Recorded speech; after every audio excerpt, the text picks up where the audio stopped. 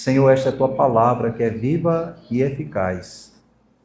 Nós somos o teu povo aqui reunido neste lugar. Até aqui, ó Deus, nós conversamos com o Senhor, o adoramos, pedimos perdão pelos nossos pecados, celebramos o teu nome, devolvemos, ó Deus, como gratidão os nossos dízimos e ofertas, mas agora, Pai, este momento é o momento que nos calamos para ouvir a voz do Senhor. Por isso, ó Deus, não permita que sejamos pedra de tropeço, nem quando sentados no banco e quando aqui expomos as Escrituras para atrapalhar o ouvir a voz do Senhor. Guarda os corações, as mentes, que possam descansar e que possam contemplar a verdade do Senhor e da sua palavra. Ó Deus, por meio do Espírito Santo nos pastoreia e que pela graça de Cristo, Senhor, esta palavra que foi no passado poderosa na vida do povo de Judá, seja poderosa no nosso meio nesta noite. Em nome de Jesus que oramos. Amém. Queridos irmãos, tenho uma pergunta para fazer nesta noite. Quem é seu rei? E como ele te governa? Vou repetir. Quem era o seu rei? E como ele te governa? Essa talvez seja uma das perguntas mais importantes que alguém pode responder. Vivemos em uma época em que as pessoas gostam de pensar que são livres, independentes e capazes de conduzir a própria vida. Mas as Escrituras, queridos, nos mostram uma realidade totalmente diferente. Ninguém vive sem o Senhor. Ninguém vive sem um rei. E por isso a minha pergunta nesta noite é: quem é o seu rei? E como ele te governa? Todo mundo, no final, tem um rei. Certa vez, um cantor popular não brasileiro, chamado Bob Dylan, disse o seguinte: ele escreveu uma música e a tradução dela é mais ou menos assim: você terá de servir alguém um dia. E Dylan estava certo. Eu e você precisamos servir alguém, mesmo que esse alguém seja eu mesmo. Ele continua. Quem é o seu rei e como ele te governa? Quando nós olhamos para o Novo Testamento, irmãos, nós podemos lembrar de uma cena muito interessante que nos chama a atenção para essas perguntas nesta noite. Nós devemos lembrar que quando Jesus estava perante Pôncio Pilatos, e naquele cenário daquele julgamento, quando ele é entregue diante de Pilatos para decidir sobre o futuro ali, segundo eles, do Senhor, e segundo eles, o futuro da nação, os principais sacerdotes naquela ocasião tomaram uma decisão. E a decisão que eles tomaram foi escolher o seu rei no julgamento de Cristo. E percebam o diálogo que está em João 19,14, que diz assim: eis aqui o vosso rei, diz Pilatos. Eles, porém, clamavam: fora, fora, crucifica-o. Disse-lhes Pilatos: hei de crucificar o vosso rei? Responderam os principais sacerdotes: não temos rei, senão César. A minha pergunta nesta noite, querido, eu quero fazer de maneira ainda mais enfática: quem é teu rei? Quem te governa? E como ele te governa? Com essas palavras, irmãos, que esses homens fizeram, eles comunicaram uma verdade que acontece em nossos dias hoje.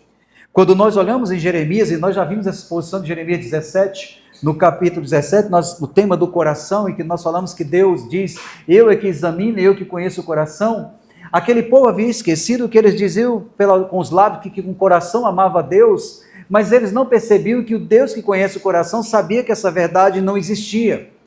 E muitas vezes, irmãos, hoje ainda somos assim. Nós falamos que Jesus é rei, que o Senhor é soberano, e nós esquecemos que Deus que sonda o coração sabe que muitas vezes isso não é verdade. Ele não governa, ele não é rei, ele não é Senhor. Talvez a semelhança da liderança daqueles dias do Senhor Jesus na frente de Pôncio Pilatos, você já tomou uma decisão.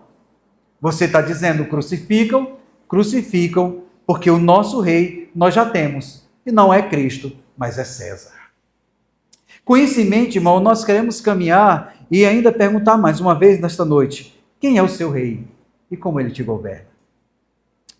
Nos capítulos anteriores, irmãos, nós aprendemos com Jeremias e acompanhamos o profeta num dos momentos mais difíceis do seu ministério.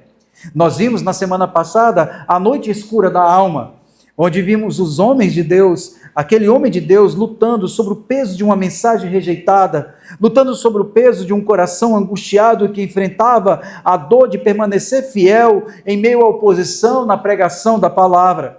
E nós vimos que essa experiência do profeta, que nós chamamos da noite escura da alma, ela foi dolorosa, ela machucou, e foi uma experiência que levou o profeta a procurar o seu Deus. É tanto que no capítulo 20, nós encontramos o profeta dizendo: Senhor, o Senhor me persuadiu, e persuadido fiquei, e foste mais forte do que eu. Ele começa o seu argumento dizendo assim: Senhor, quando o Senhor falou comigo, o Senhor me convenceu e eu fiquei convencido. E quando eu quis argumentar, o Senhor foi mais forte do que eu, e eu fui derrotado. Então eu fui obediente. E nós vemos isso, irmãos, porque Jeremias aponta para o seu chamado. Quando o Senhor Deus o chamou, e ele disse: Senhor, não, eu sou jovem demais, eu não passo de uma criança. E o Senhor Deus disse para ele: olha, não diga que você não passa de uma criança. Eu te conheço, eu te escolhi, eu te consagrei, e eu vou te acompanhar. E naquele drama, nós vimos que Jeremias, naquela noite escura, nós vimos que ele terminou sem resposta. Mas nós falamos que a noite escura daquela sexta-feira à noite, usando para Cristo, ela não foi suficiente para impedir um dia que se nasce, ou o novo dia da ressurreição. Então, meus irmãos, com isso em mente, nós chegamos agora ao capítulo 21, e como eu falei, o capítulo 20 e 21 agora inaugura um novo momento. Agora não tem mais jeito, agora não há mais esperança. Agora, já viram lá no capítulo 20, que pelo menos 3 vezes, Jeremias cita o nome do rei que vai agora tomar conta daquele povo. O nome dele é Nabucodonosor. Jeremias cita Babilônia. Jeremias agora está citando, ele agora não fala mais só a mensagem dizendo que virá um reino que é mais forte. Ele agora diz que esse reino chegou. E aqui, meus irmãos, o cenário é muito bem construído nesse sentido. Ao chegarmos no capítulo 21, agora encontramos não somente agora uma noite escura da alma, mas agora nós encontramos um outro foco. E esse foco que nós encontramos é: a justiça vem pela manhã. Então o capítulo 21, ele inaugura um novo momento. Enquanto a noite escura da alma para Jeremias foi pesado, agora nós encontramos um novo episódio, nós encontramos uma verdade que esse texto vai nos dizer. Ele vai nos dizer que a justiça vem pela manhã. Então, meus irmãos, quando a gente olha esse cenário, nós podemos perceber que Jeremias agora ele deixa de olhar para as suas próprias aflições, e agora ele vai nos conduzir em um momento em que as advertências que ele havia proclamado durante décadas ou durante anos, e nós estamos aqui há mais de 20 anos do seu ministério, possivelmente já no período de 30 anos do seu ministério, onde agora Nabucodonosor já está lutando, Nabucodonosor já chegou, o império da Babilônia já chegou, e as pregações e as profecias do profeta agora estão sendo cumpridas diante dos olhos da nação. E aqui, meus irmãos, aquilo que durante anos parecia uma ameaça distante, agora se tornou uma realidade inescapável. E quantos de nós, irmãos, não somos assim? Nós ouvimos toda vez o aviso: olha, cuidado que isso pode acontecer, cuidado que isso pode acabar mal. E nós sempre achamos o quê? Não, comigo isso não vai acontecer. Mas quando acontece é tarde demais. Quando acontece, nós queremos resolver de qualquer maneira, queremos agir de qualquer forma para que as coisas sejam mudadas, mas a gente esquece que foi avisado antes. Nós não nos preparamos, nós não ouvimos e por isso recebemos as consequências. Então o cenário é esse: o exército da Babilônia agora se encontrava ali na porta da cidade. O reino de Judá aproxima-se agora dos seus últimos dias. E o que podemos perceber, meus irmãos, aqui é que em momentos de crise que surge aqui, a crise ela revela uma característica peculiar. Porque quando nós lemos o texto, talvez os irmãos acompanhando, vão perceber que aqui nós vemos no capítulo 21, no verso 1, diz que palavras que veio a Jeremias por parte do Senhor, quando o rei Zedequias lhe enviou Pazur, filho de Malquias, e o sacerdote Sofonias, filho de Maazeias, dizendo: irmãos, havia uma crise, e a crise chegou. O rei faz o quê? O rei separa os seus homens e manda um recado: vai lá e procura Jeremias. Agora, irmãos, aquele que é rejeitado, aquele que ninguém queria ouvir, aqueles em que eles queriam matar, aqueles que eles até bateram, os irmãos devem lembrar no contexto anterior, eles o humilharam, eles o oprimiram, chicotearam, foram perversos com ele, aquele que ninguém queria ouvir, agora é aquele que é consultado. E essa crise, irmãos, leva a essa verdade. Qual é a primeira verdade que a crise traz para nós? é que ela não apenas revela a fragilidade das circunstâncias humanas. Meus irmãos, a crise, em primeiro lugar, ela não só revela o quanto nós somos frágeis nas crises, ou o quanto nós somos frágeis nas circunstâncias, mas a crise também expõe aquilo que verdadeiramente confiamos. A crise, toda vez que ela vem, ela revela em que confiamos. Vejam bem, o Senhor Deus, quando colocou o povo de Israel no deserto, o que foi que o Senhor Deus disse? Eu te coloquei no deserto para saber o que está no coração. Quando a enfermidade vem sobre nós e ela nos traz angústia, ela vem para revelar o que está no coração. Ou vamos adorar a Deus, ou vamos murmurar contra Deus. Quando temos crise em casa, crise entre relacionamento de marido e mulher, ou quando temos crise com os filhos, isso vai revelar o que está no coração, meus irmãos. E ao final, crise, ela mostra o quanto nós somos frágeis e ela também expõe como respondemos a ela, em quem nós confiamos. Mas, meus queridos, uma outra coisa que devemos observar é que tudo parece estar seguro e relativamente fácil de sustentar. Quando tudo parece sempre seguro, sempre é mais fácil sustentar e responder. Talvez se eu perguntasse para você nesta noite quem é o seu rei, você iria me dizer, o meu rei é o Senhor. Talvez se eu perguntasse para você quem te governa nesta noite, você poderia dizer para mim, não, quem me governa é Deus. Mas a crise, irmão, sempre revela quem governa os nossos corações. Em resumo, irmãos, o povo de Israel está vivendo uma crise. A crise bateu a porta. A crise expôs a fragilidade de Judá. Lembra que Judá dizia? Ninguém vai nos atacar. Nós temos o templo, nós temos o profeta, nós temos a lei, nós somos da aliança. Mas sempre, lembra o que eles diziam? Nós não queremos ouvir. Nós não queremos crer, nós não queremos obedecer. Era isso que acontecia, então a crise chegou.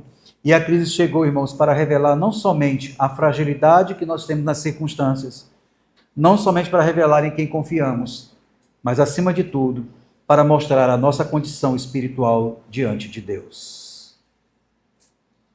E é exatamente o que encontramos aqui nesse texto sagrado. Diante do perigo iminente, o rei Zedequias, ele procura o profeta Jeremias e o busca por uma palavra do Senhor. E a questão aqui, meus queridos, entretanto, não é apenas o que o rei deseja ouvir, mas é se ele está disposto a ouvir aquilo que Deus realmente tem a dizer. Eu não sei se você já passou por isso, né? Nós somos assim, nós queremos procurar conselhos, mas nós não gostamos do que ouvimos. Você já passou por isso? Você só vai pedir um conselho, e quando você procura aquela pessoa para te aconselhar e a pessoa não responde o que você quer, como é que você reage? Talvez você fique indignado e vai procurar outro, e você sai procurando de porta em porta, como um pedinte no meio da rua, até encontrar alguém que diga o que você quer, para que você diga o seguinte, olha aí, encontrei alguém que concorde comigo. Então Zedequias vai lá procurar a Jeremias. Zedequias agora, ele manda os seus servos procurar. Mas, queridos, o que nós vamos perceber é que ele não, ainda que ele aparenta desejar ouvir, ele não está ali, ele não está disposto a ouvir. E o texto nos conduz a esse encontro de um povo que deseja livramento sem lidar seriamente com o seu pecado. Irmãos, como é que eu vou ser encontrado por Deus? Como eu vou ser pastoreado por Deus se eu não aceito o meu pecado? Esse texto também nos mostra uma nação que produz, ou melhor, que possui privilégios espirituais, mas negligencia a responsabilidade da aliança. Queridos, não é vantagem ter privilégios espirituais. Talvez você possa dizer o que a nossa doutrina diz e eu creio nela. Sim, uma vez salvo, salvo para sempre.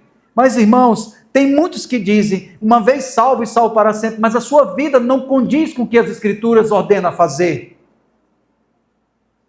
Essa nação também, ela tinha reis em quem ela segurava, mas elas percebem que esse rei é incapaz de oferecer àquela nação a liderança necessária, a provisão necessária e a segurança necessária. E muitos de nós, irmãos, até planejamos a provisão necessária, a proteção necessária, mas nós sabemos que ao final todas elas serão em vão se Deus não estiver governando. Meus irmãos, o que deve nos chamar a atenção nesse texto é que a crise ela não atinge um povo pagão.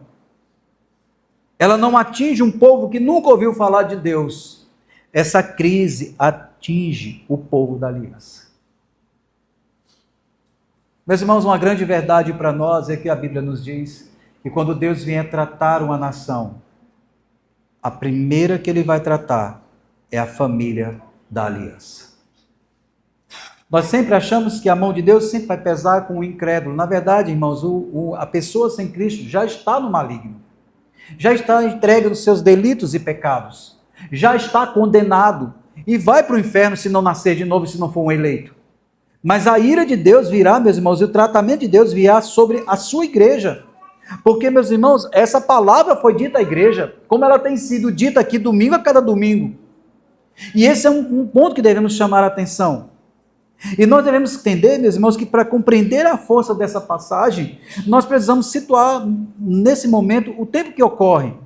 Ocorria um tempo de turbulência. E qual era a turbulência? Não era a Babilônia que era a turbulência. Não era Nabucodonosor que era a turbulência. A turbulência, irmãos, era o próprio coração do povo, que não ouvia mais a voz de Deus, que não atendia, que não aceitava, que não mudava, que não se arrependia dos seus pecados. Então, durante aproximadamente quase 30 anos, depois de pregar em Judá e advertir, o juízo chega. Uma hora chega, irmãos. Ou como diz o Senhor Deus, o pecado há de nos achar. E esse capítulo 21, meus irmãos, nos mostra que agora todas as advertências estão prestes a cumprir. Nabucodonosor chegou. O exército babilônico se encontra nas muralhas. A cidade vive um momento decisivo na sua vida. O juízo que durante décadas foi anunciado chegou. E agora todos batem à porta do profeta. Isso é interessante, irmãos. Quando estamos angustiados, longe de Deus, quem nós procuramos? E é exatamente esse cenário. Mas há uma coisa, irmãos, que nos surpreende nesse contexto. É o fato de que aqueles que ignoraram a palavra de Deus, agora se voltam para o profeta de Deus. Meus irmãos, o rei Zedequias, que durante anos ignorou a palavra de Deus, envia agora mensageiros para consultar Jeremias. A crise finalmente levou esse homem ao profeta. Mas a resposta, irmãos, que ele vai receber é a que ele não esperava ouvir. Antes de falar sobre livramento, o Senhor Deus vai tratar da verdadeira condição espiritual do povo. E aqui, meus irmãos, é um ponto interessante. É que como nós somos diferentes de Deus. Como a gente não aprende com Deus? A gente quer falar de pecado, a gente quer falar de juízo, a gente quer pastorear a pessoa sem primeiro tratar a condição espiritual. Deus, antes de falar de livramento, Ele faz a pessoa enxergar o pecado. E a minha pergunta nesta noite é: quem é que te governa? Quem é o teu rei? Muito bem, irmãos, eu quero falar nessa noite, eu quero trazer essa exposição em 3 movimentos nesta noite. Primeiro eu quero falar do capítulo 21, do verso 1 ao 7. E esse primeiro movimento é a falsa busca por Deus. Esse é o primeiro movimento, a falsa busca por Deus. Capítulo 21, do verso 1 ao 7. Em segundo lugar, o segundo movimento é o caminho da vida e o caminho da morte. Capítulo 21, do verso 8 ao 10. E por fim, a justiça pela manhã. Capítulo 21, do verso 11 até o capítulo 22, o verso 9. Então vamos começar, irmãos, a falsa busca por Deus. O texto diz assim, né, o capítulo começa, irmãos, com uma cena surpreendente. Isso, talvez quando você leu, você deve ter ficado já surpreso, porque tem um nome que aparece aí que você viu semana passada.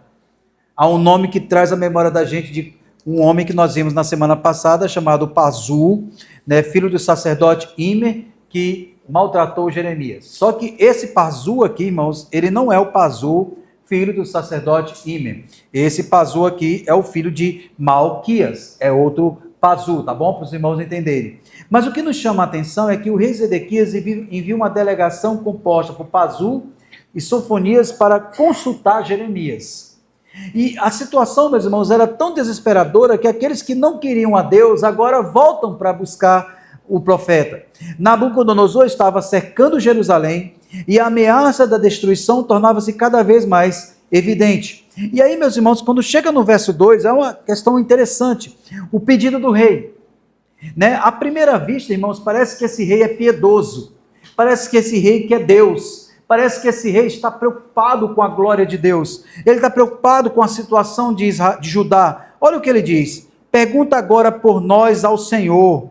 Por que Nabucodonosor, rei da Babilônia, guerreia contra nós? Olha só a pergunta. Vai lá e diz assim para o profeta. Profeta, pergunta ao Senhor Deus por que Nabucodonosor está guerreando contra nós. Irmãos, se nós parássemos aqui, já tinha motivo para argumentar.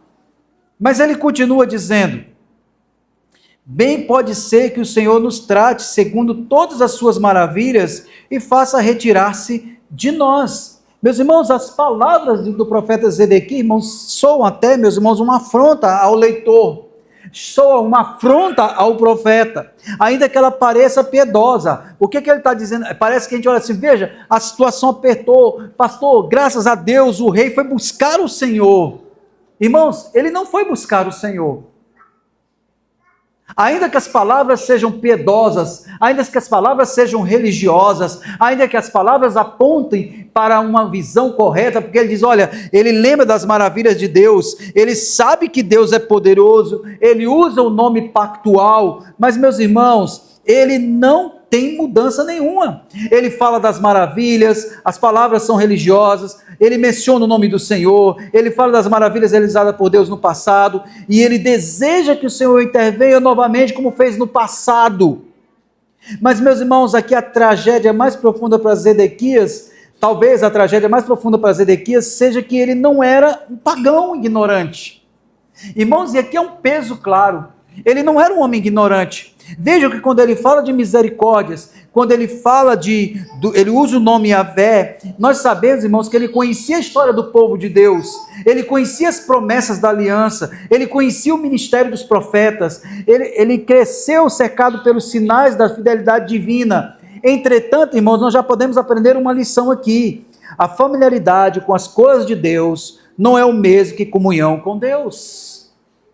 Você pode ser muito bom em tocar um violão, ou ser um professor de escola dominical, você pode ser um frequentador do culto assíduo, você pode até ler a Bíblia pela manhã, você pode até cantar hinos espirituais, você pode até fazer muitas coisas, mas irmãos, nem sempre ela revela uma verdadeira comunhão com Deus. A proximidade das realidades espirituais, irmãos, não substitui a submissão do coração. Tem muita gente que vive próximo das realidades espirituais, mas não tem um coração submisso ao Senhor. E aqui nós vemos isso em Zedequias. Zedequias conhecia, olha, ele fala, ele diz, pode ser que o Senhor nos trate segundo todas as suas maravilhas, e faça retirar de nós esse povo. Zedequias, irmãos, ele sabe disso, ele tem proximidade com as coisas, ele tinha familiaridade com as coisas de Deus, mas ele não tinha comunhão com Deus. Ele tinha proximidade das realidades espirituais, mas, meus irmãos, realidade espiritual não substitui submissão ao Senhor, um coração entregue ao Senhor. E aí, meus irmãos, agora quando o juízo finalmente chega às portas da cidade, Zedequias procura o profeta. O problema, irmãos, aqui não está em buscar o Senhor durante uma crise. Percebam, a Bíblia não condena buscar o Senhor no momento de uma crise. Mas as Escrituras, irmãos, até as Escrituras estão cheias de homens e mulheres que clamaram a Deus em meio às suas aflições. Nós vimos semana passada, o profeta Jeremias clamando a Deus na sua aflição. O próprio livro dos Salmos nos ensina a buscar o Senhor nos dias da angústia. O problema, meus irmãos, é que Zedequias desejava uma resposta de Deus sem demonstrar qualquer disposição para ouvir aquilo que Deus já havia dito. É como se a gente fosse procurar a liderança da igreja para pedir um conselho, numa decisão para tomar, e ainda que escute, não há uma disposição para fazer. É como vir para o culto, irmãos, ouvir a palavra e voltar para casa do mesmo jeito. Pode até dizer, irmãos, como os jovens às vezes dizem aqui comigo, brincando, né? Olha, pastor, ele foi solapada, o sexto sola. Ou como outros dizem assim para o outro, eu quero dizer o sétimo sola, foi um solamento. Mas, irmãos, não é isso ao final do sermão. Não é isso ao final da mensagem. Ao final da mensagem, nós temos que ter disposição para aplicar ao coração aquilo que ouvimos da voz do Senhor. Meus irmãos, e em sua mensagem aqui, meus irmãos, percebam, ele manda o recado, mas não há confissão de pecado, não há conhecimento de uma culpa nacional. O que era para esse rei fazer? Ele vai dizer, vão lá, Jeremias, diga, Jeremias, nós pecamos contra o Senhor. Jeremias, nós estamos arrependidos. Jeremias, será que há alguma esperança para nós? Não, não há isso, irmãos. Não há arrependimento, não há confissão de pecados, não há reconhecimento de culpa, não há qualquer indicação de que o rei esteja disposto a submeter-se à palavra de Deus, a qual ele rejeitou durante muitos anos. Irmãos, me permitam fazer aqui um paralelo. Os irmãos devem lembrar do povo ninivita. O profeta Jonas foi chamado para pregar para eles, mas o profeta Jonas disse que não ia. Mas Deus o levou e ele foi pregar. E meus irmãos, quando ele pregou, anunciando o juízo de Deus, a palavra de Deus nos diz que o rei apregoou a toda a nação jejum e oração e vestir panos de saco de cinza. Essa é a diferença, irmãos, clara aqui. A proximidade das realidades espirituais não substitui a submissão do coração. A familiaridade com as coisas de Deus não é o mesmo que ter comunhão com Deus. Esse rei tinha, mas ele não tinha comunhão com Deus. Ele sabia das realidades, mas ele não se submetia o seu coração a esse pastoreio do Senhor. Então, meus irmãos, esse homem rejeitou a palavra de Deus durante anos. E agora ele deseja que o Senhor o livre.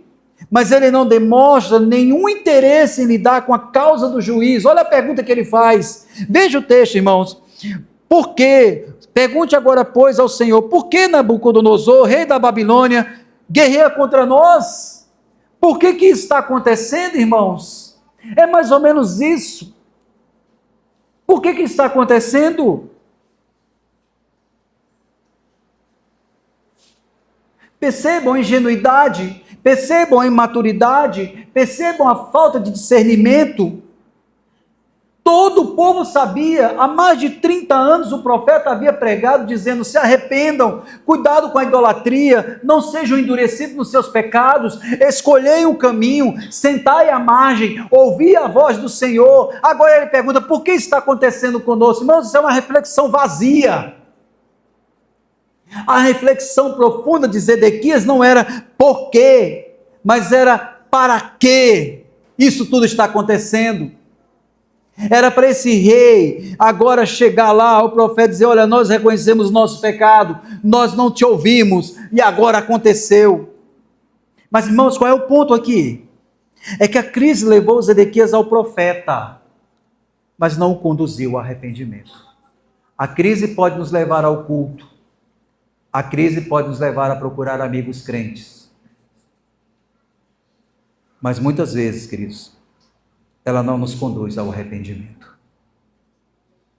As dificuldades possuem a capacidade de nos levar para perto das coisas de Deus. Elas podem aumentar as nossas orações, elas podem aumentar a nossa frequência ao culto, e a nossa busca por acolhimento espiritual. Mas a verdadeira questão não é apenas, irmãos, se estamos buscando ajuda divina em meio à crise. A verdadeira questão é se estamos dispostos a ouvir e obedecer o que Deus diz. Existe uma diferença, irmãos, entre desejar que Deus resolva os nossos problemas e desejar que Deus governe as nossas vidas.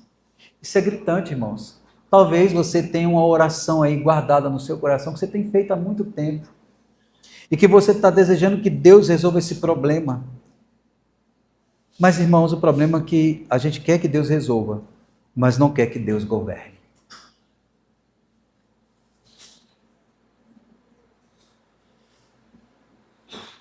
Seria mais ou menos como se Deus dissesse, olha, tá bem, você quer que eu resolva esse problema, vai ser do meu jeito. Só que a gente quer que Deus resolva, mas a gente quer continuar conduzindo do nosso jeito. Não é assim, irmãos.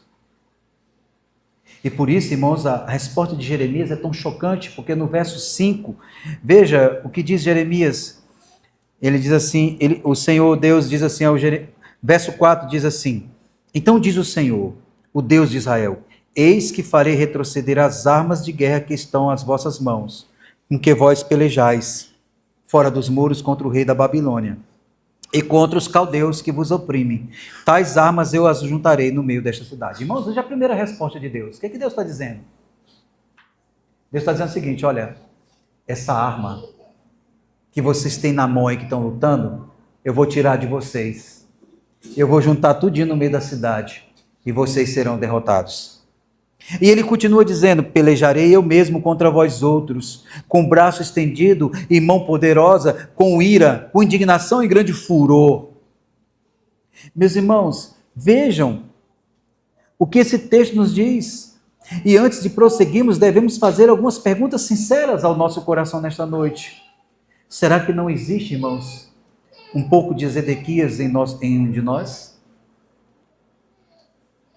Meus irmãos, é relativamente fácil buscar a Deus quando os muros de nossa vida estão cercados, quando o diagnóstico médico chega, quando o casamento entra em crise, quando os filhos se afastam, quando o emprego é perdido, quando os recursos diminuem. Nesses momentos, muitos voltam a orar, voltam a ler as Escrituras, voltam a procurar aconselhamento espiritual, mas a questão, meus irmãos, não é se estamos buscando a ajuda de Deus. A questão é, estamos buscando o próprio Deus? Zedequias queria que Deus removesse a crise, mas não queria que Deus governasse seu coração. Queria o livramento sem arrependimento, queria intervenção sem submissão, queria as bênçãos da aliança sem obediência da aliança. Meus irmãos, essa continua sendo, irmãos, a tentação comum nossa hoje. Há pessoas que desejam paz de Cristo, há pessoas que desejam a paz de Cristo, a paz que Cristo oferece, mas não desejam o senhorio de Cristo. Desejam perdão, mas não desejam arrependimento. Desejam consolo, mas não a santidade. Desejam escapar das consequências do pecado, mas não abandonar o pecado. Desejam que Deus mude suas circunstâncias, mas resiste quando Deus deseja mudar seus corações. Talvez estejamos fazendo hoje exatamente isso, irmãos, como o rei Zedequias fez naqueles dias. Estamos procurando uma resposta, estamos procurando alívio, estamos procurando direção, estamos procurando proteção, mas ainda sem se render verdadeiramente ao Senhor. A tragédia de Zedequias, irmãos, não foi procurar Jeremias tarde demais. A tragédia de Zedequias foi procurar a palavra de Deus, sem disposição para obedecer a palavra de Deus. Por isso, irmãos, antes de perguntarmos, Senhor, o que o Senhor fará por mim? Devemos perguntar: Senhor, o que o Senhor deseja fazer em mim? Talvez seja como aquele oleiro: quebra a minha vida e faz-a de novo. A crise, irmãos, pode nos aproximar das coisas de Deus, mas somente a graça pode nos levar ao arrependimento verdadeiro. Em segundo lugar, nós chegamos agora no verso 8 até o verso 10. E encontramos um cenário: após dirigir a palavra ao rei, o Senhor volta-se agora para o povo. E aí nós vamos ver o caminho da vida e o caminho da morte. Em meio a esse cerco, em meio à fome que se aproxima, ao medo que dominava a cidade, Deus faz uma declaração surpreendente. Assim como foi surpreendente Zedequias buscar a Deus, agora é surpreendente a maneira como Deus vai responder. E aí Deus vai dizer no verso 8, a este povo dirás. Ele agora não fala ao rei, mas ele agora vai falar ao povo. E ele vai dizer assim: a este povo dirás, assim diz o Senhor, eis que ponho diante de vós o caminho da vida e o caminho da morte. Meus irmãos, essa palavra aqui que está aqui, ou estas palavras, elas não surgem aqui a primeira vez. Na verdade, elas ecoam uma linguagem profundamente enraizada na história da redenção. Desde o princípio, Deus tem colocado diante de nós sempre esses dois caminhos. No jardim do Éden, Adão foi chamado a viver em submissão ao seu Criador. A vida estava associada à comunhão, à confiança e à obediência. A morte estaria no mundo através da rebelião contra a palavra de Deus. Séculos mais tarde, quando Israel estava prestes a entrar na terra prometida, Moisés declarou em Deuteronômio capítulo 30, verso 19: os céus e a terra torno hoje por testemunha contra ti, que te propus a vida, a morte, a bênção, a maldição. Escolhe, pois, a vida. O mesmo princípio, irmãos, aparece no Salmo 1. Há o caminho do justo e há o caminho do ímpio. Um conduz para a vida e o outro conduz para a ruína, para a morte. Nos ensinos de Jesus, irmãos, encontramos novamente essa mesma realidade. O Senhor fala da porta estreita, da porta larga, do caminho apertado que conduz à vida e do caminho espaçoso que conduz à perdição. Ao longo de toda a Escritura, queridos, Deus apresenta diante de nós dois caminhos, mas o que torna essa passagem ainda tão surpreendente, meus irmãos, é a forma como esse princípio é aplicado. Jeremias diz ao povo que permanecer na cidade significará morte. Veja, irmãos, o que diz o texto. O que ficar nesta cidade, a morte, a espada, ou a fome, ou a peste, mas ao que sair e render-se aos caldeus que vos cercam, viverá a vida que lhe será como despojo. Irmãos, por que Deus diz isso? Talvez você deve ter uma pergunta. Por que Deus diz que se ficar morre? Lembra, irmãos, nós já temos alguns meses que estamos estudando Jeremias. Lembra qual era o eco do coração e da voz da nação dos dias de Jeremias? Nós temos o templo, nós temos a palavra, nós temos o sacerdote, nós temos o profeta, nós temos a lei, nós temos a Jerusalém, a cidade de Deus. E Deus diz o quê? Que se ficarem nela, vão morrer. Por que Deus faz isso? Qual é a razão, irmãos, por que Deus faz isso? Qual é a razão que Deus diz isso? À primeira vista, irmãos, parece contraditório. Durante séculos, Jerusalém havia sido a presença de Deus. As muralhas da cidade representavam segurança. O templo simbolizava o privilégio da aliança. Permanecer na cidade parecia ser a escolha mais natural. Contudo, Deus declara que o caminho da vida passa exatamente pela aceitação do juízo. O povo precisava reconhecer, irmãos, que Jerusalém não poderia salvá-los. O templo não poderia salvá-los, a linhagem real não poderia salvá-los, a tradição religiosa não poderia salvá-los, a igreja presbiteriana não poderia salvá-los, fazer parte da quinta igreja não vai salvar você. A única esperança estava em submeter-se à palavra do Senhor. Meus irmãos, e isso exigia daquele povo humildade, exigia reconhecer que Jeremias estava certo durante todos aqueles anos. Exigia daquele povo reconhecer que o profeta que havia falado tinha razão. Exigia abandonar a falsa segurança. Exigia confiar em Deus, mesmo quando tudo tudo aquilo que era visível parecia estar sendo removido. Na prática, irmãos, Deus está ensinando ao povo uma verdade que continua sendo fundamental para nós hoje, seus filhos.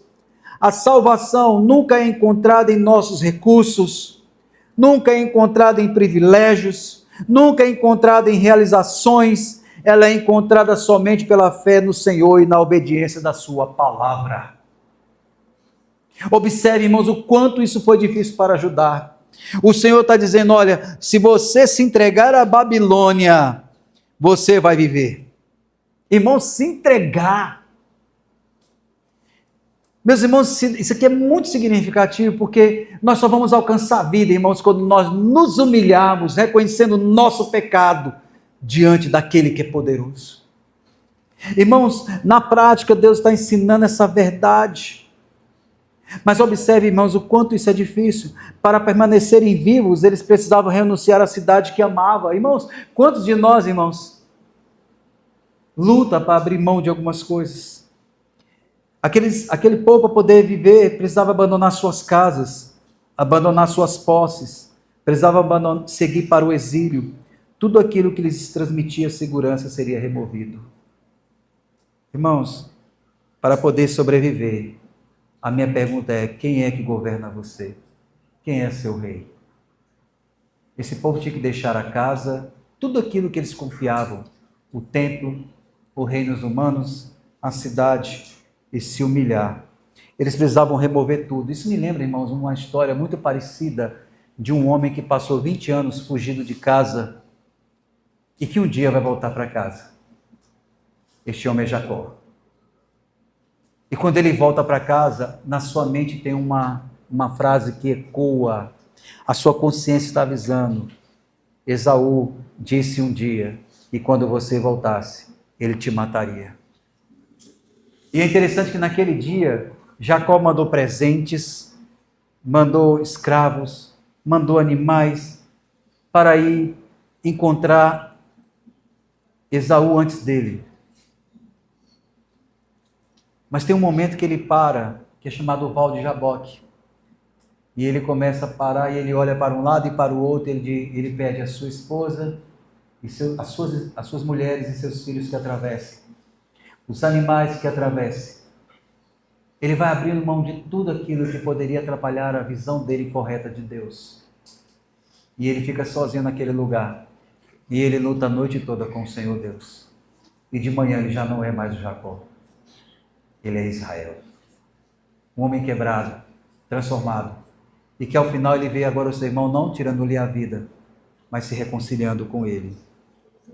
Meus irmãos, Deus aqui não estava apenas julgando o seu povo. Ele estava purificando o seu povo.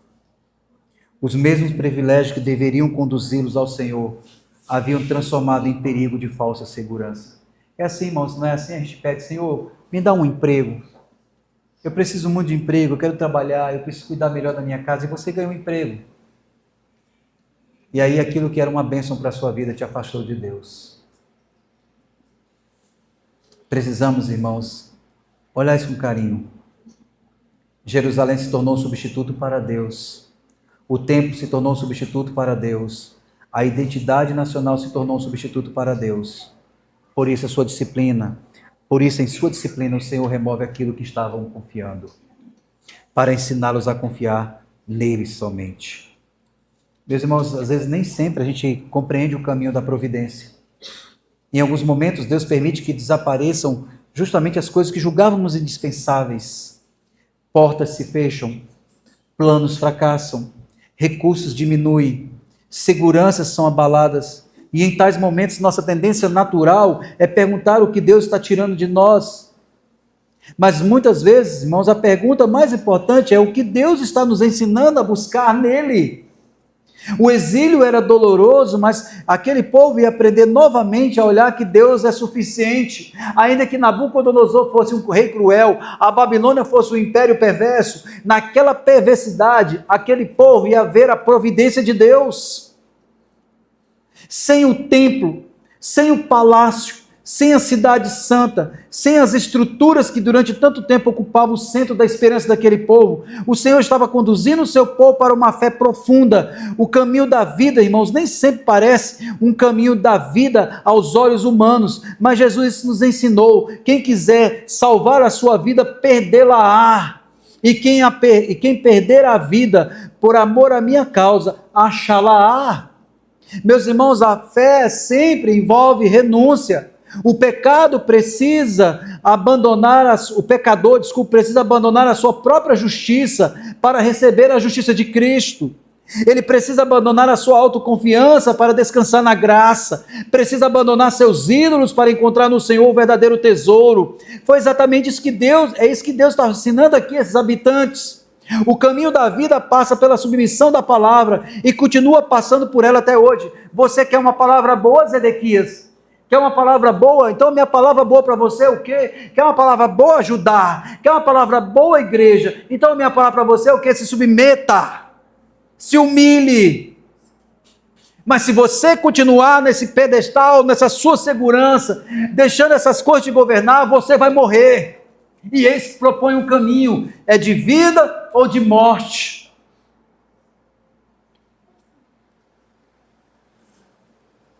Por isso, irmãos, a pergunta que o texto coloca diante de nós é simples. Em quem estamos confiando para viver? Será que é no nosso trabalho? No concurso público? No esposo, na esposa? No deputado, no governador? Está tão próximo às campanhas? Como nós somos ingênuos, irmãos. Nós confiamos em coisas perecíveis, como somos chamados para confiar naquele que é eterno, que é soberano e que criou todas as coisas. Porque tudo aquilo que ocupa o lugar de Deus, escutem o que eu vou dizer, porque tudo aquilo que ocupa o lugar de Deus, ele acabará nos decepcionando. Somente Cristo pode sustentar a alma no dia da prosperidade e também no dia da aflição. E por fim, irmãos, quando chegamos ao verso 11, nós vamos ver a justiça pela manhã. Após falar ao rei, após falar ao povo, e após voltar-se para a casa de Judá, a palavra é dirigida agora à dinastia de Davi, aos homens que havia recebido a Deus a responsabilidade de governar o povo. E aqui, meus irmãos, é interessante observar, porque agora, veja, a palavra foi dita a Zedequias, a palavra foi dita ao povo, mas agora ele agora vai falar o quê? A toda a dinastia de Davi. E olha o que ele vai dizer no verso 11, assim: a casa do rei de Judá dirás, ouvi a palavra do Senhor. Verso 12, ó casa de Davi, assim diz o Senhor, julgai pela manhã justamente, e livrai o oprimido das mãos do opressor, para que não seja o meu furor como fogo e se acenda sem que haja quem apague por causa da maldade das vossas ações. Irmãos, é interessante observar essa expressão pela manhã. Ela é muito importante nesse texto. E nós vamos ter uma compreensão muito clara sobre isso. Nos tempos antigos, nos tempos antes aqui do dia da Babilônia e Judá, desse momento de Jeremias, era uma praxe dos reis fazerem julgamentos na primeira hora do dia. Era um momento em que as causas eram apresentadas e as disputas eram examinadas e as decisões eram tomadas. Geralmente o rei, ele se reunia com seus súditos pela manhã, bem cedo. E naquele horário o povo vinha, e o que o povo fazia? O povo ele mostrava as disputas, ele apresentava as suas causas, elas eram examinadas e as decisões eram tomadas logo pela manhã. Mas a expressão ela comunica muito mais ainda do que um horário. Ela transmite uma diligência, uma prontidão e uma prioridade. O que isso quer dizer? Que além de ter que levantar de manhã para tomar as decisões, para julgar as causas e as demandas e as disputas, aquele povo tinha que ter, a família da casa de Davi, ou os reis, ou os líderes espirituais, os sacerdotes, aqueles que pastoreavam a nação, eles tinham que ter uma prontidão, eles tinham que ter uma diligência, e eles tinham que ter essa prioridade. Ou seja, qual era isso? A justiça deveria ocupar o lugar central na vocação deles. O que isso quer dizer? É que eles deveriam levantar-se prontos para governar segundo a vontade de Deus. Isso significa, irmãos, que era uma das responsabilidades fundamentais da aliança davídica. Os reis não foram chamados apenas para administrar um território ou proteger uma fronteira. Eles foram chamados para refletir o caráter do próprio Deus diante do povo. Por isso Jeremias vai dizendo: não façais violência nem ao estrangeiro, nem ao órfão e nem à viúva. Meus irmãos, e aqui é um ponto importante olhar essa categoria que o Senhor Deus traz aqui.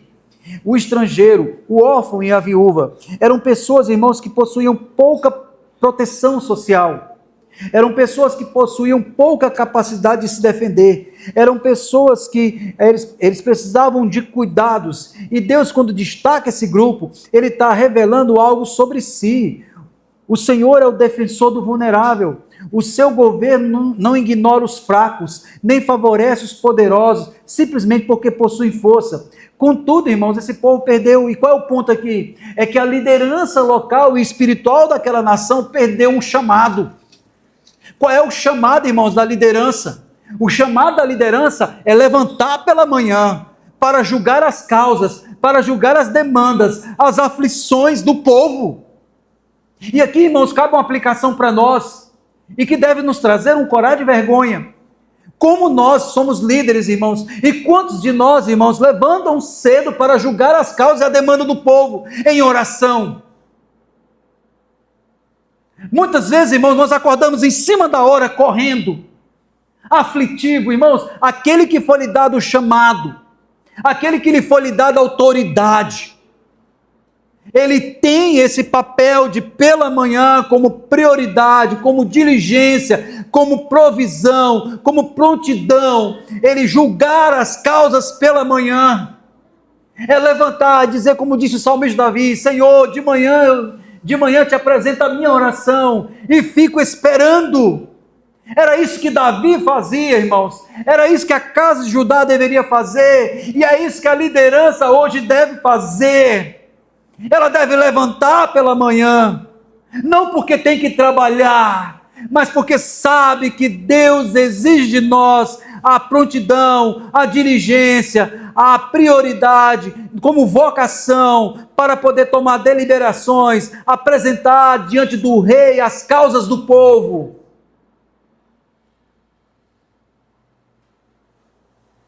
Por isso que Jeremias aqui usa a figura dos fracos para poder mostrar, irmãos, a fragilidade do povo. Muitas vezes, irmãos, a igreja ela é frágil, porque a liderança ela é frágil. Ela é frágil, irmãos, porque a liderança não se propõe, não tem disposição. Os reis, para poder, pela manhã, eles deixaram de cumprir isso, levantar de manhã para julgar a causa. A história, irmãos, nos mostra exatamente que nós devemos lembrar que quando Israel foi chamado, os reis foram chamados para fazer isso. Em vez dos reis conduzir o povo à fidelidade, contribuir para o afastamento espiritual da nação. Irmãos, quando a liderança deixa de orar, quando a vida de oração da liderança não é importante, a igreja ela vai se afastando de Deus. Aí você diz, então pastor, tudo é culpa nossa. Irmãos, talvez você está falando assim, graças a Deus que eu não sou presbítero, nem sou diácono, nem sou pastor. Talvez você pode até dizer no seu coração, e eu estou só falando que é talvez, tá bom? Vai dizer assim, pega presbítero, pega pastor. Mas há uma coisa, irmãos, que é importantíssima aqui. Você não se torna presbítero para ser um homem de oração pela manhã. Você é um homem que apresenta a sua vida pela manhã e Deus lhe coloca no lugar de honra. Essa palavra, irmãos, são aos pais, aos homens, aos jovens que ainda são solteiros e que um dia serão pastores, serão provedores e serão protetores. Já agora deve-se começar a levantar pela manhã e levantar e colocar diante do Senhor a causa, a demanda.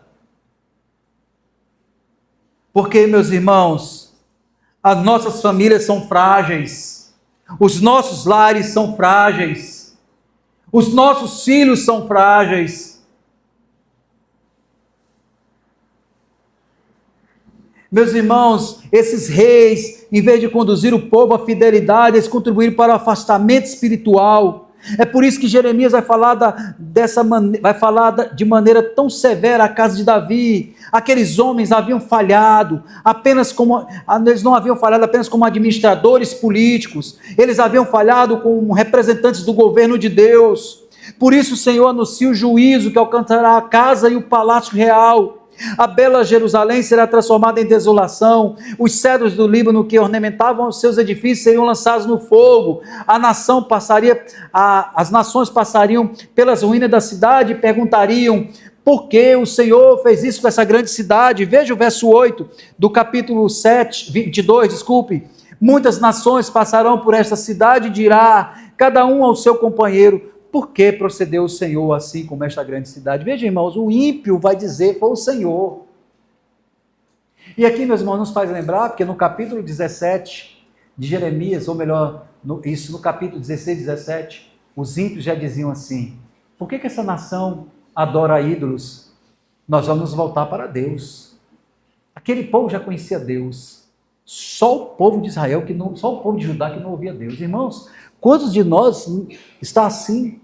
Todo mundo sabe quem é Deus e nós não sabemos quem é Deus. Meus irmãos, quando chega no verso 9, olha o que Jeremias vai dizer. Então se lhes responderá, por que deixaram a aliança do Senhor, seu Deus, e adorar outros deuses e serviram? Veja, irmãos, a nação pergunta, por que ele fez isso?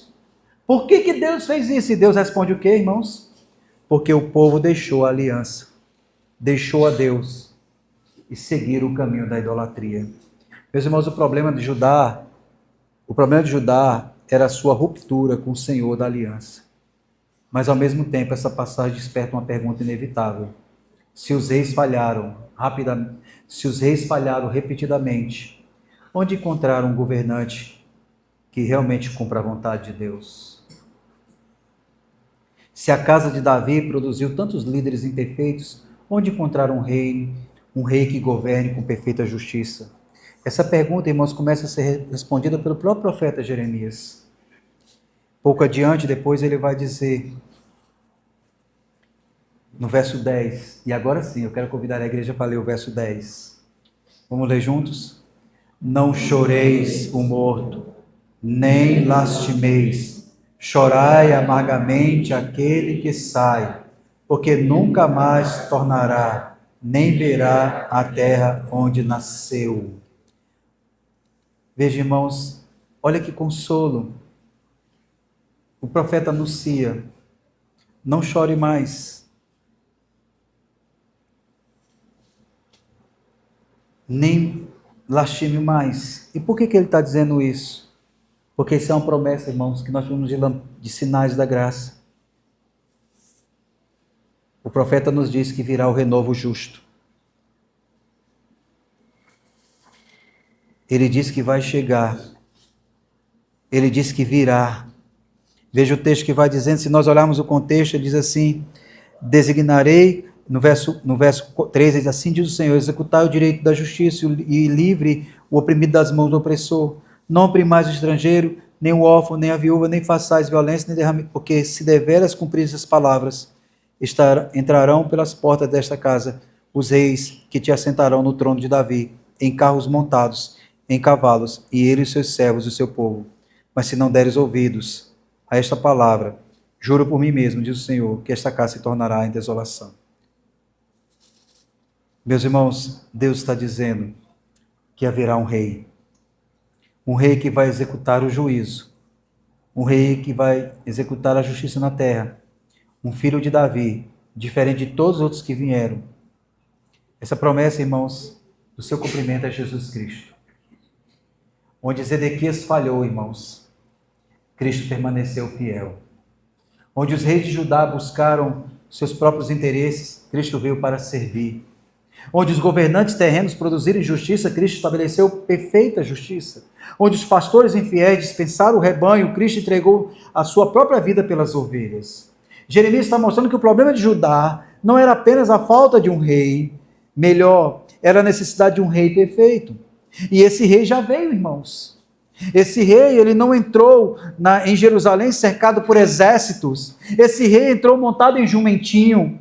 Ele não veio inicialmente para destruir os seus inimigos, mas ele veio para salvar os pecadores. Ele veio para carregar sobre si o juízo que eu e você merecia. Ele veio para inaugurar um novo reino, cuja a justiça não seria apenas externa, mas transformadora, ia transformar o coração dos seus súditos. O que Jeremias está dizendo, olhe para Cristo. Durante as gerações, irmãos, os reis de Judá ouviram esse chamado. A cada amanhecer deveriam levantar-se para promover a justiça entre o povo. A cada manhã deveriam defender os fracos. A cada manhã deveriam proteger os vulneráveis. A cada manhã deveriam governar segundo a vontade de Deus. Mas eles falharam e a história da monarquia falhou em muitos aspectos. E a história das manhãs foram desperdiçadas. Mas, meus irmãos, e assim a noite do pecado tornou-se cada vez mais escura sobre a nação. Mas Deus não abandonou sua promessa. Um dia, o novo filho de Davi apareceu. Um rei diferente de todos. E que pela manhã proveu, libertou e salvou todos. Naquele dia de manhã, irmãos, naquela noite fatídica de sexta-feira, ele entregou a sua vida. Mas no domingo pela manhã, quando aquelas mulheres foram lá, se ouviu uma voz dizendo, ele não está aqui. Ele ressuscitou. E diga aos outros que ele cumpriu o que os reis de Judá não cumpriram. Ele cumpriu o que os pastores não cumpriram. Ele cumpriu o que a liderança não cumpriu. Ele levantou pela manhã. Ele ressuscitou pela manhã. Ele proveu. Ele ouviu as demandas. Ele intercedeu e ele julgou todas, e louvado seja o nome do Senhor. Irmãos, que bênção, porque veio um amanhã. Naquele primeiro dia da manhã da semana, quando o sol nasceu sobre Jerusalém, O túmulo estava vazio. A justiça de Deus havia amanhecido. O verdadeiro rei havia vencido. A morte havia sido derrotada. O pecado havia sido expiado. A esperança permanecia viva. Por isso, quando lemos o chamado de Jeremias para que a justiça fosse feita pela manhã, somos conduzidos além dos nossos fracassos de Judá. Somos conduzidos até Cristo ressurreto. Jeremias lembra uma coisa linda. Reis, busquem a justiça pela manhã. Irmãos, e quem foi que nos deu a justiça pela manhã? Foi Cristo Jesus, o Senhor. Por isso que a cada domingo, irmãos, quando nós nos reunimos aqui de manhã, nós não nos reunimos para nos entristecer, mas para nos alegrar. Porque a cada manhã nós lembramos que tem um rei que intercede por nós. Concluindo então, irmãos, ao chegarmos ao final dessa passagem, dessa exposição, a pergunta permanece diante de nós. Quem é o seu rei? Quem é que te governa? Essa foi a questão enfrentada por Zedequias. Essa foi a questão enfrentada pelos habitantes de Judá, em Jerusalém. Essa é a questão enfrentada pelos líderes naqueles dias. E essa foi a questão enfrentada diante de Pilatos. Não temos o rei, senão César. E essa continua sendo a questão que cada ser humano precisa responder ao longo de toda a sua história. E nesse texto nós vimos que o rei buscou ajuda sem arrependimento. Vimos que o povo desejava livramento, mas resistia à palavra de Deus. Vimos que governantes que receberam responsabilidade de fazer justiça, mas fracassaram em refletir o caráter do Senhor. Em todas essas cenas encontramos a mesma tragédia. Homens que possuíam privilégios espirituais, mas cujos corações estavam distantes de Deus. E antes de condenarmos a Judá, devemos examinar a nós mesmos. Antes de condenar o outro, nós devemos lembrar uma palavra que Robert Jones diz, citando Cristo e parafraseando para nós. Todos nós temos uma trave no olho.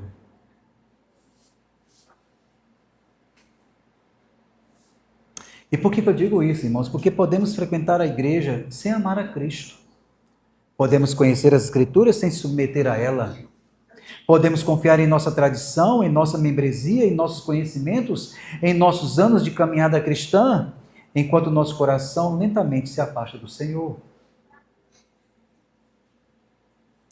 Foi exatamente isso que aconteceu com Israel, foi isso que aconteceu com Judá, foi isso que aconteceu com Jerusalém. Por isso a mensagem de Jeremias continua sendo tão necessária.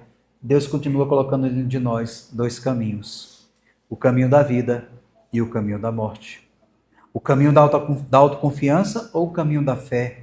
O caminho da resistência ou o caminho da submissão. O caminho da falsa segurança religiosa ou o caminho do arrependimento sincero.